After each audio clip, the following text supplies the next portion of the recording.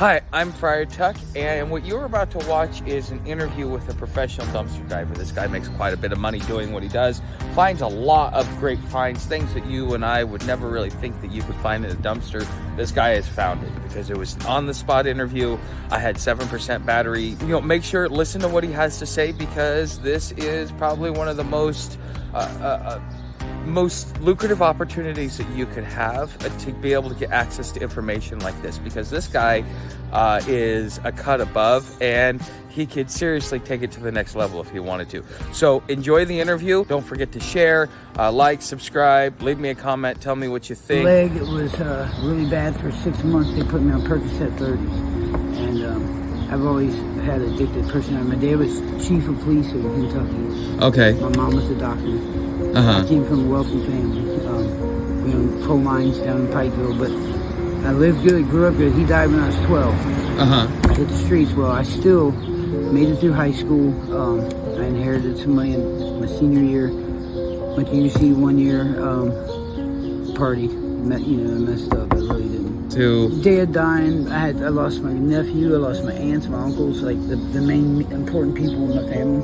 Okay. My mom was there, and I had to take care of her. Okay. I went to go in the military, and I couldn't because I had to help take care of her, and I came in a lot of money when I was 18 from my dad's dying and stuff. Uh-huh. I inherited land and all that. But anyway, long story short, I always partied. I did drugs that I wouldn't get addicted to, like this addiction was fentanyl, painkillers. Well, it started off as simple opiates for pain. And this was prescribed to you? Yes. Okay, and so from the prescription, it led you down this whole path. Right, and I believe the pharmaceutical companies are the worst drug dealer out there anyway, because even I noticed elderly people, I tried to prove a point before that my mother-in-law at the time was 90 years old, and she was sick for like a week, and what it was is she stopped taking her medicine, you know what I mean? And I looked at her one day and I was like, Opal, have you taken your medicine? She said, no, she's in a lot of pain all the time. She couldn't function. I said, take one of your pills. She took it. She was back to normal. You know what I mean? So I tried to prove her something there. I said, it's opiates. She didn't understand that.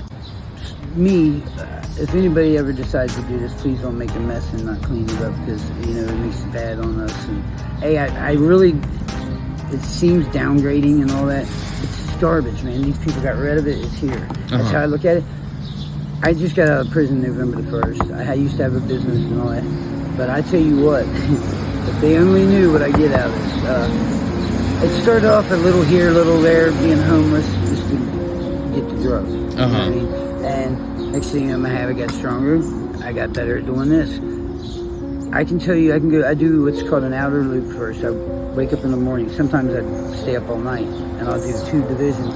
I'll do Clifton up on the hill, or I'll start at 4th Street. And I do there, and I go to the outer loop, which is the whole outer part of the city, and then I do the inner. And then after I'm done with that, I got a stage, but like things like this. I got friends I know people that got babies. These clothes are like new. And I mean, you can look at them. There's nothing wrong with them. Just needs to be washed. Designer, you know what I mean? Most people would take these once upon a child. I know that's an avenue. I don't try to make money off that. That's me giving gifts to people I know. These drug people that are in drug abuse and stuff. They can't afford kids' clothes, and that I give it to them. Okay. And just like adult clothes, there's a girl on the banks right now. She doesn't do drugs. She's something wrong with her here. I've been trying to figure out, but I take her food. I take her covers. I got a heart for the people out here. And everybody out here knows me. My name's Todd. I just try to help the people that are unfortunate, that don't got it and stuff like that.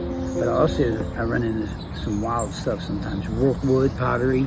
I know that stuff. I run into a vase that could be worth 30 grand, and people don't understand. But I find gold, like this ain't nothing.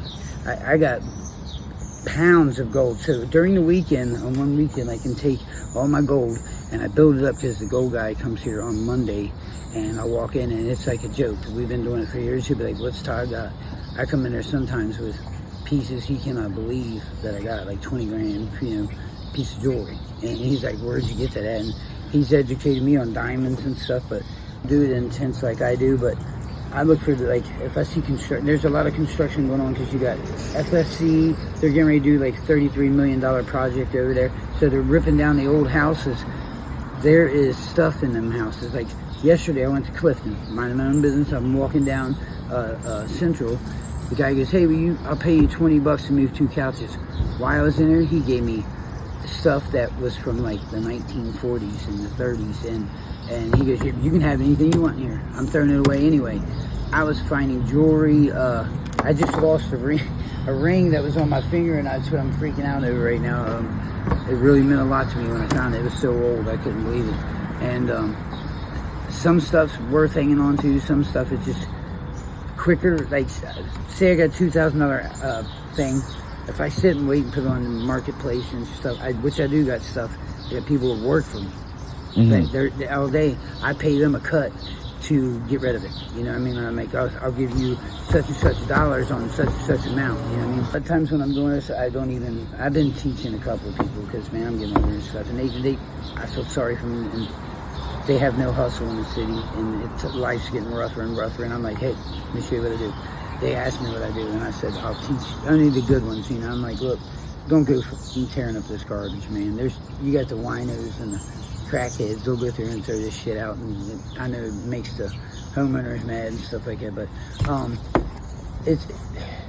I'm just amazed, like, what I can find. I always got somebody following behind me. There's always somebody going to come and steal your shit stuff. So what I do is I got good spots. Sometimes it'll be the same damn trash can.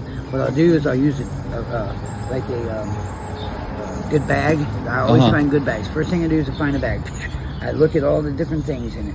When I see it, I break it down. I take the small jewelry that means a lot of money. It's going in this bag. I'll take another bag for clothes, another bag. Then once I got them, when I get done doing that sector, I'll take and move all the bags I got into another sector. And then I go and do another area and get them and move them into a sector. Then at the end of the day, I go through and get hit about 4 or 5 places and pick it all up. Okay. And then I take it to my destination, which is Garfield Park.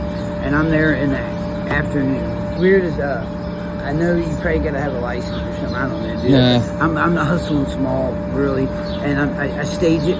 Cops see it. I've had cops buy stuff on me. Even down at Government Square, they know me. I'll stand in front of the liquor store at 5 a.m. I'll even go to Clifton, up on the hill, hit the college campus. You want to talk about money? I go up there, just their clothes and their stuff they throw in the dumpsters. Like, they'll move out, get kicked out of college, lose their apartment. Everything gets thrown there, but they never came back and got it. I'm getting Jordan, like different things for different folks. I get Jordan basketball shoes. The shoes are worth $400 to $500 to $600 to $700, depends what kind of model you got. And I'm getting these things, and I take them and I build a little pile up and I sell it. And people are like, how in the world do you come up with this and think of this? And I know for a fact that if I could turn this into a business, I would. You probably can if you're willing to go on the digital realm, because you could start up like, let's say, an Etsy site, right, and start putting it on there, charging for shipping. Dumpster divers. Well, no, just whatever. And right. I mean, if you really wanted to turn it into a decent operation, you go rent yourself like one of those $100 storage units, because you're gonna have to take the clothes, wash it, package it, put it out, but you're gonna do a markup for it. I mean, you've owned a business, you know what I'm talking about. Right. And then you could do that, but you would have to create a digital footprint and things like that, showcase it off. I've made, long story short, down here in 3rd and 4th, them companies that are down there, first they started off, they'd make fun of me, and I'd be in this dumpster. I don't get, like, I won't get in it unless I really have to. I hate doing that. And I've just had my finger, I impaled myself and almost lost my finger. I got what was called MRSA. I know what that is. Something went in and broke off, and I couldn't get it out. And it was in there for a week, and they asked me how I did it. I told them, they said, yeah. So you got to be careful in this, because there's needles, used needles. Okay, so my next question is, if you were to give somebody like 3 basic tips on how to get started and how to kind of like turn it into something, because people, when they start something, if they don't have success, then they don't come back to it. So give them like 3 pieces of advice that would help them get started and move in the right direction. Well, the one thing is, if you're going to do this, you can't sit and take all day. You can't get everything. I know every time I try to teach somebody to get overwhelmed, I'll take them. I've been in areas where there's so much money to be made, but if I just sit there, I'm going to draw attention to myself, and it's going to make others come and get into my stuff. So instead, I nonchalantly take it, stage it, stack it, hide it, come back later, do it in phases, and burn it up a couple times in 1 week instead of getting it all at once. So I told people don't overwhelm there. I like to bounce and keep on hitting my route, because if not, you can either stay at one place too long and miss this one. You know, I'm always trying to... Okay, so what you do is you need to prioritize on value. The more valuable stuff, don't worry about low-hanging fruit.